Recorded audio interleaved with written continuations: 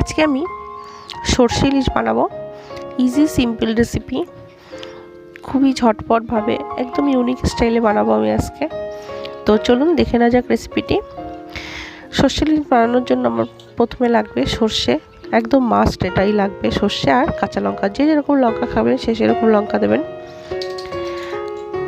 আর এখানে ইলিশ মাছের পিস নিয়েছি 5 পিস, ভালো করে নুন দিয়ে ধুয়ে নিয়েছি আমি মাছগুলো। এবার বাটা সর্ষেটা এর ভেতরে ঢেলে দেব, নুন দেব স্বাদ মতো আর হলুদ দেব সামান্য একটু।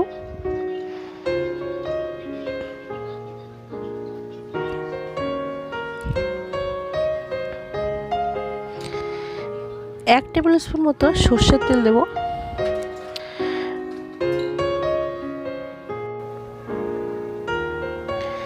ভালো করে এবার মাছের সঙ্গে মাখিয়ে নেব।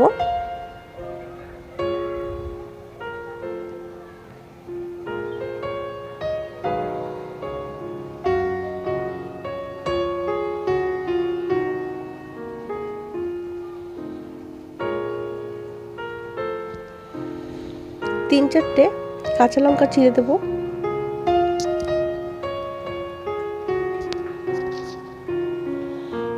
এবার সিলভার ফয়েল দিয়ে মুখটা বন্ধ করে দেবো ভালো করে।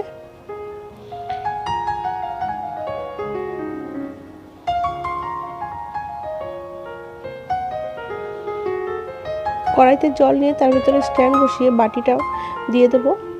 20 থেকে 30-25 মিনিট মতো রান্না করব ঢেকে দিয়ে, মিডিয়াম টু হাই ফ্লেমে। 25 মিনিট পরে প্রায় আমার 25 মিনিট লেগেছে রান্না করতে। পারফেক্ট ইলিশ মাছ ভাপা হয়েছে, সর্ষে ইলিশ হয়েছে।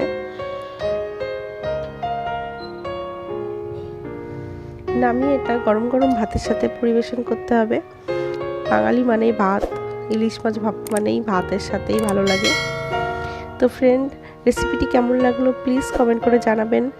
ভালো লাগলে লাইক করুন, চ্যানেলটি সাবস্ক্রাইব করুন। দেখা হবে নতুন কোনো রেসিপি ভিডিও নিয়ে। থ্যাংক